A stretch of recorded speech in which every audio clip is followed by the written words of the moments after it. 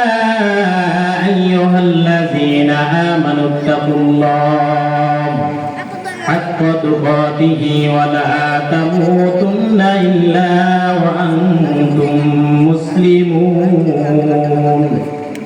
وقال رسول الله صلى الله عليه وسلم اتق المحارم تكن أعبد الناس صدق الله العظيم وصدق رسوله النبي الكريم ونحن على ذلك لمن الشاهدين والشاكرين والحمد لله رب العالمين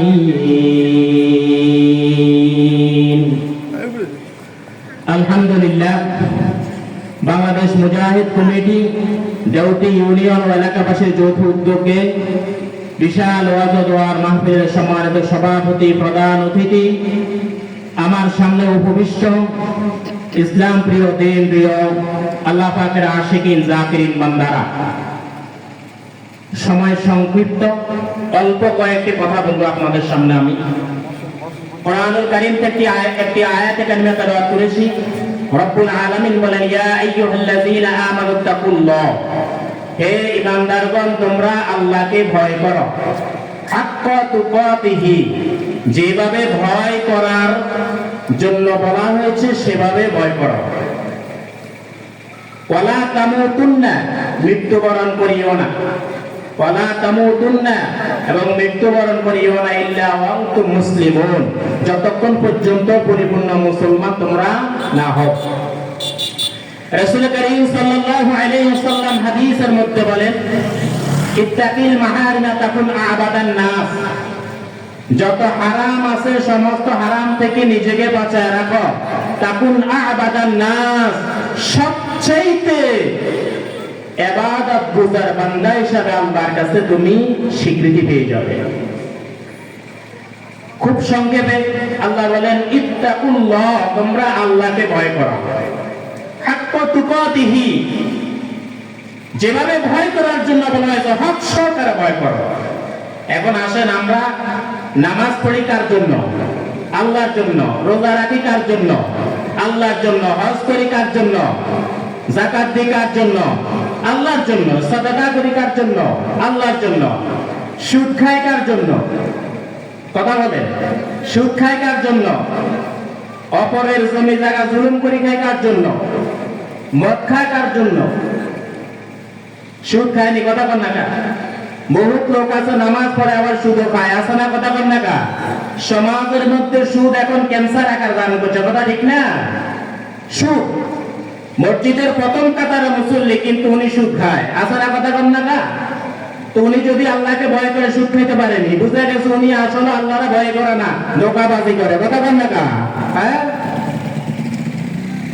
قال رسول الله صلى الله عليه وسلم لعن رسول الله صلى الله عليه وسلم آكل الربا وموكله وكاتبه وشاهديه وقال فيما سواه। সরকার দো আলম সাল্লাল্লাহু আলাইহি ওয়াসাল্লাম বলেন, রাসূলুল্লাহ সাল্লাল্লাহু আলাইহি ওয়াসাল্লাম ওই মানুষগুলোর উপর লানত করেছেন। রাসূল ওই মানুষগুলোর উপর লানত করেছেন যে মানুষগুলো সুদ খায়, যে মানুষগুলো সুদ দেয়, যে মানুষগুলো সুদের সাক্ষী হয়, যে মানুষগুলো সুদের লেখালেখি করে, সাইরো দলের উপর আল্লাহর পয়গম্বর লানত করেছে। এক গ্রুপ সুদ খায়, আরেক গ্রুপ সুদ দেয়, আরেক গ্রুপ সুদের সাক্ষী হয়, আরেক গ্রুপ সুদের লেখালেখি করে। আসেনি কথা বল না কা? আছে না? সুদের কি মারাত্মক গুনাহ। قال رسول الله صلى الله عليه وسلم, রাসূলুল্লাহ সাল্লাল্লাহু আলাইহি ওয়াসাল্লাম বলেছেন, আর রিবা 70 জুজআন, সুদের 70টা গুনাহ আছে। আইসারুহা আইয়ানকিহার রাজুলু উম্মাহু, সুদের 70টা গুনাহ আছে।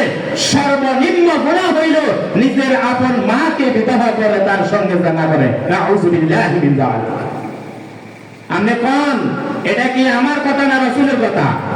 তো যে মানুষগুলো নামাজ পড়েও সুদ খায়, এগুলো কি আসলে মানুষ না জানোয়ার? কথা বল না কা? সুদের খায় না মানুষ আছে না এলাকার মধ্যে? আসেনি? কথা বল না কা? তো এই হাদিসের কথাগুলোকে সে কি শুনে না? মসজিদ ইমাম সাহেব বয়ান করে না? নিজের মার সাথে জিনা করার গুনাহ হয় যে ব্যক্তি সুদ খায়, অথচ সুদ ভরপুর হয়ে গেছে এলাকার মধ্যে। সুদী মানুষগুলো তো এলাকার মধ্যে বড় বড় কথা বলে, কথা বল ঠিক না? হ্যাঁ, قال رسول الله صلى الله عليه وسلم, সরকার দো আলম সাল্লাল্লাহু আলাইহি ওয়াসাল্লাম বলেন, দিরহামু রিবা ইয়াকুলুহুর রাজুলু, যে ব্যক্তি 1 টাকা সুদের খায়, কয় টাকা বলেন? 1 টাকা যে ব্যক্তি সুদের খায়, ওয়া হুয়া ইয়ালামু আশাদ্দু মিন সিত্তাতিন সালাসিনা জানিয়া, 36 বার জিনা করলে যে গুনাহ হইতো, ওই গুনাহ আল্লাহ তার আমলনামার মধ্যে দিবেন। কি খুশি নিয়ে আপনারা আদা কথা বল না কেন? জিনার গুনাহ হবে যদি 36 বার যদি 1 টাকা গুনাহ, 1 টাকা সুদের খায়। এই মাসটা রজব মাস, আরবি কি মাস বলে বলেন? রজব মাস। রজব মাসেই আল্লাহ রাসূল সাল্লাল্লাহু আলাইহি ওয়াসাল্লাম মেরাজ করেছেন, কথা ঠিক কি না? এই রজব মাসে মেরাজ করেছেন। মেরাজের রাত্রিতে আল্লাহ রাসূল সাল্লাল্লাহু আলাইহি ওয়াসাল্লাম যখন জান্নাত আর জাহান্নাম সফর করেছেন, জান্নাত এবং জাহান্নাম সায়ের করেছেন, সফর করেছেন, ভ্রমণ করেছেন, পরিদর্শন করেছেন। এক জায়গায় যায় দেখে কিছু মানুষ এত বড় বড় ডামের মতো পেট, গড়ের মতো পেটগুলো, গড়ের মতো বড় বড়। রাসূলুল্লাহ জিজ্ঞেস করেন, ফাকুলতু হাউলা ইয়া জিব্রাইল, মান হাউলা ইয়া জিব্রাইল, ও ভাই জিব্রাইল, এই মানুষগুলো কারা যাদের পেটগুলো এত বড় বড় এবং পেটের ভিতরে বড় বড় বড় বড় সাপ দেখা যায়? সাপ, সাপ চিনেন? মারাত্মক বড় বড় সাপ দেখা যায়। জিব্রাইল বললেন, হাউলাই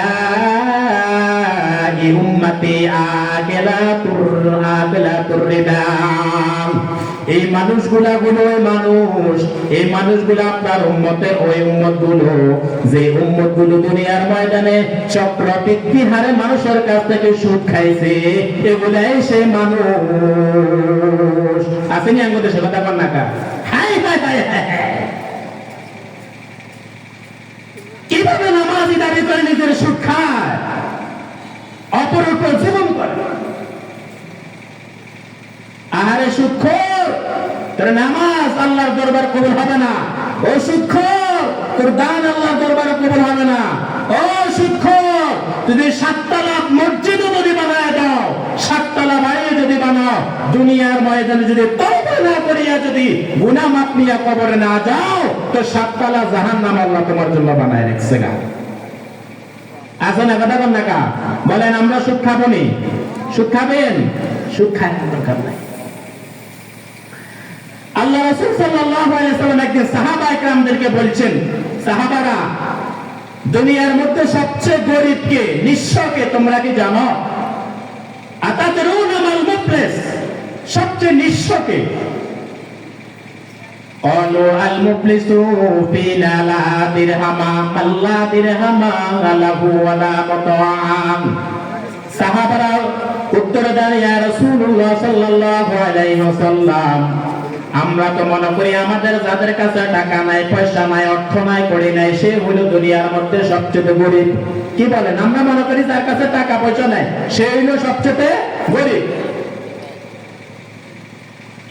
রাসূলুল্লাহ সাল্লাল্লাহু আলাইহি ওয়াসাল্লাম বলে, ইন্নাল মুফলিসা মিন উম্মতি মান ইয়াতি ইয়াউমাল কিয়ামাহ, আমার উম্মতের মধ্যে সবচেয়ে দুর্বল, সবচেয়ে নিঃস্ব আর গরিব হবে ওই ব্যক্তি, যে ব্যক্তি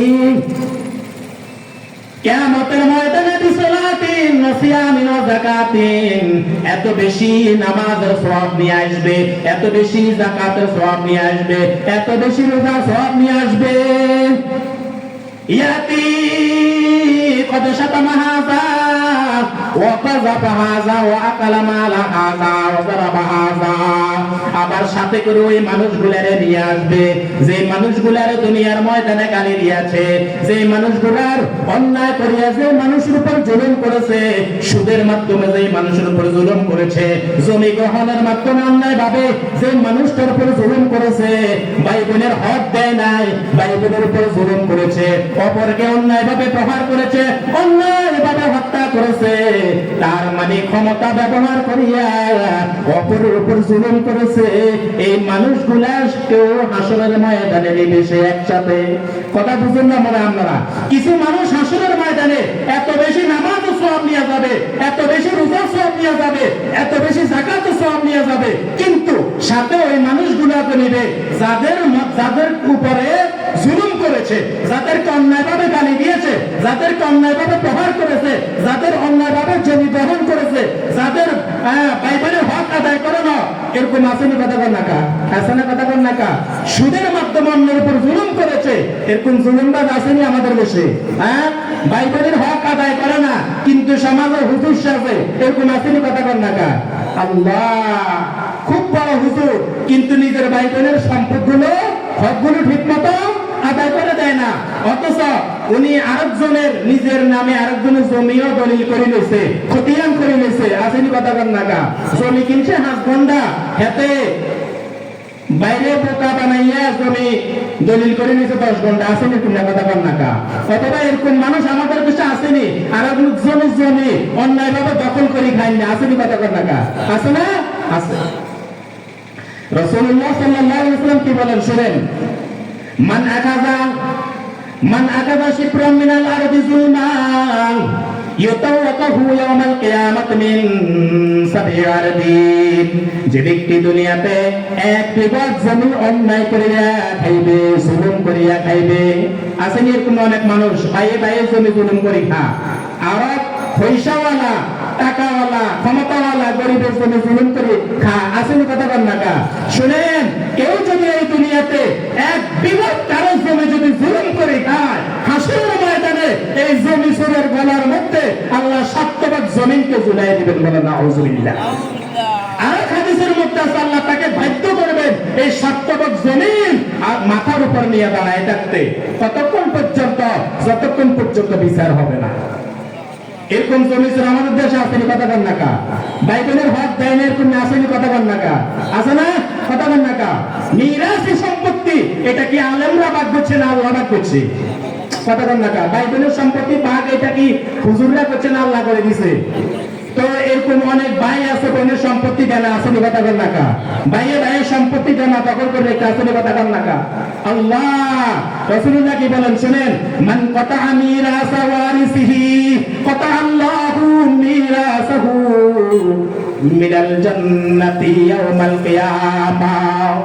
আল্লাহ দুনিয়াতে যে ভাই তার বোনকে মিরাস থেকে ঠকাইবে, যে ভাই তার ভাইকে হক থেকে ঠকায়া দিবে, ভাইকে হক থেকে জুদা করবে, পৃথক করে দিবে, হক দিবে না, বোনের হক দিবে না, মিরাস থেকে বন্টন গুলো ঠিক মতো করবে না, জমি জায়গা ঠিক মতো ভাগ করে দিবে না, নিজে বেশি গ্রহণ করবে, ভাইকে কম দিবে, নিজে বেশি গ্রহণ করবে, বোনকে কম দিবে, কোন আসেনি কথা বল নাকা? রাসূল বলেন, যে ব্যক্তি দুনিয়াতে অপরকে মিরাস থেকে ঠকাইবে, কথা আল্লাহু মিরাসাহু ফিল জান্নাতি ইয়াউমাল কিয়ামা, আল্লাহ জান্নাত কিয়ামতের ময়দানে জান্নাতের মিরাস থেকে তাকে ঠকাইয়া দিবেন। নাউযুবিল্লাহ।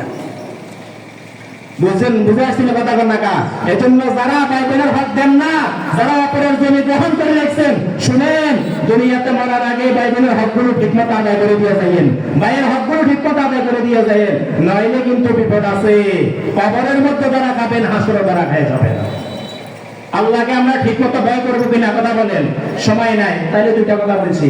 একটা হইলো সুদ খাবো না, বাইবেলের হকগুলো আদায় করে দিব, অপরের জমি দখল করে খাবো না। এই তিনটার উপর যদি আমল করে ইনশাআল্লাহ জান্নাতে যাওয়া অনেক সহজ হয়ে যাবে। ওয়া আখিরু দাওয়ানা আলহামদুলিল্লাহি রাব্বিল আলামিন। আসসালামু আলাইকুম ওয়া রাহমাতুল্লাহ।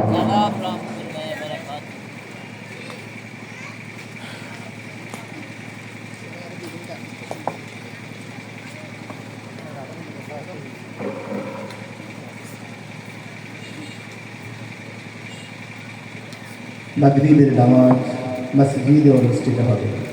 আমাদের কিনাদের ওযু ইস্তেঞ্জার প্রয়োজন, নিজ নিজ হাজত সেরে সকলে মসজিদে কাতারবন্দি হয়ে যায়।